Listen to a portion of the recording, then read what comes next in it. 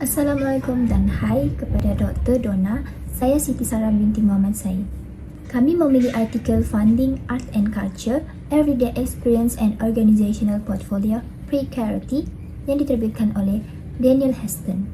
Pertama sekali kerana artikel ini sudah pasti berkaitan dengan subjek kami iaitu Funding and Sponsorship of Art Sector and Organization. Dan yang kedua, artikel ini tidak hanya membincangkan teori pembiayaan tetapi menghuraikan pengalaman sebenar organisasi di UK dalam menghadapi tekanan ekonomi dan polisi kerajaan.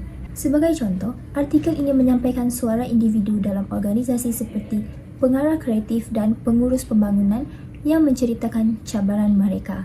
Contohnya, pengarah kreatif menceritakan cabaran mereka dalam artikel itu ialah I barely did anything else apart from right funding application. Selain itu, artikel ini juga memperkenalkan satu konsep yang penting dan sangat relevan iaitu Organizational Portfolio Precarity yang menerangkan di mana keadaan organisasi yang bergantung kepada pelbagai sumber pembiayaan yang tidak tetap akan menyebabkan ketidakstabilan dalam jangka masa yang panjang. Konsep ini akan membantu kita memahami bahawa mempelbagaikan sumber pembiayaan ataupun pendapatan bukanlah satu kelebihan, malah boleh membawa kepada beban kerja yang tinggi, ketidakpastian kewangan dan keletihan organisasi. Contohnya dalam artikel ini menyebut, There was probably 12 months or so when every single day I barely did anything else apart from write funding application. Yearly morning and evening, and occasionally weekend. Page 11. Seterusnya, artikel ini juga sangat berguna kerana ia mengaitkan isu-isu pembiayaan dengan polisi kerajaan seperti New Public Managerialism, NPM, di mana ia menerangkan kesan ekonomi dan sosial seperti penjimatan dana awam serta amalan pengurusan dalam organisasi bukan berasaskan keuntungan. Seterusnya adalah rumusan artikel. Melalui artikel ini, Ashton menjelaskan mengenai pengalaman harian organisasi seni dan budaya di UK dalam menghadapi cabaran sumber dana akibat dasar kerajaan yang menekankan sumber pendapatan. Terdapat 3 tema utama yang telah diketengahkan, iaitu yang pertama, organisasi perlu mengimbangi sumber pendanaan seperti geran kerajaan, sumbangan korporat, penajaan individu dan pendapatan dari aktiviti komersial. Selain itu, urusan garis masa iaitu timelines juga menjadi cabaran kerana ketidakketentuan kelulusan dana menyebabkan organisasi terpaksa merancang projek dalam keadaan spekulatif. Akhir sekali, organisasi perlu bekerja melalui perubahan dan menghadapi ketidakpastian ekonomi dan perubahan dasar. Seterusnya, konsep Organizational Portfolio Precarity yang disarankan telah mewujudkan ketidakstabilan institusi. Hal ini kerana organisasi seni terus terdedah kepada ketidakpastian operasi, beban kerja yang tinggi dan kurangnya masa untuk pembangunan jangka masa panjang. Elemen pembiayaan dan penajaan. Pendapatan pelbagai sumber polisi kerajaan UK memberi tekanan kepada sektor ini untuk beralih daripada kebergantungan mutlak kepada dana awam kepada pendekatan lebih lestari.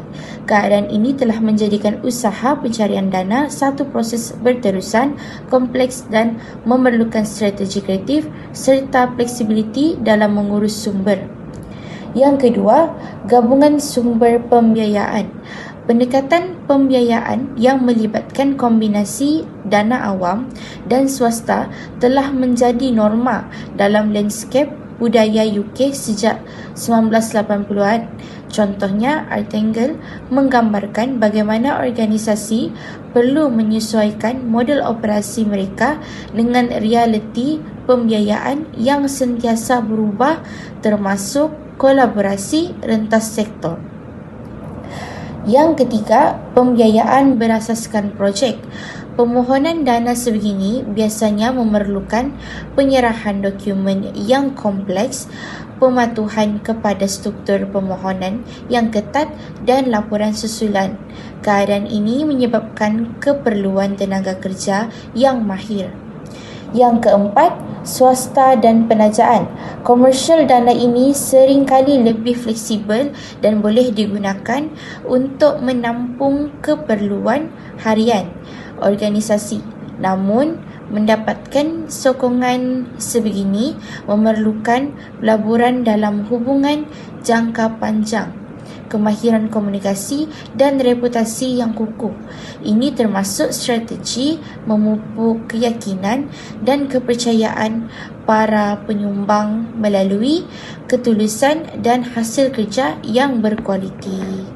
Seterusnya ialah menjana pendapatan sendiri melalui jualan tiket, sewaan ruang dan sebagainya. Ini lebih mampan tetapi sangat berisiko kerana semasa pandemik COVID-19 operasi semua tergendala dan oleh itu strategi ini memerlukan keupayaan dan adaptasi yang lebih tinggi. Dana padanan iaitu match funding yang memerlukan organisasi untuk kemukakan bukti keupayaan mereka memperoleh sebahagian pembiayaan daripada sumber lain. Ini menggalakkan jaringan dan inisiatif sendiri, namun ia memberikan cabaran yang besar kepada organisasi kecil, terutama sekali kepada organisasi yang baru saja ditubuhkan. Latihan dan peningkatan kapasiti. Latihan untuk permohonan dana ini diwujudkan, namun akses kepada latihan seperti ini tidak begitu seimbang dan kejayaan bergantung kepada penglibatan aktif. Dana kecemasan dan pemulihan yang diperkenalkan oleh kerajaan UK. Dana ini membantu organisasi yang menghadapi impak ekonomi akibat COVID-19. Contohnya Kes Baltic Center yang kehilangan 40% daripada hasil pendapatan mereka. Dan dana ini membantu, namun ianya mendedahkan kerapuhan sistem pembiayaan yang terlalu bergantung kepada pendapatan yang tidak tetap.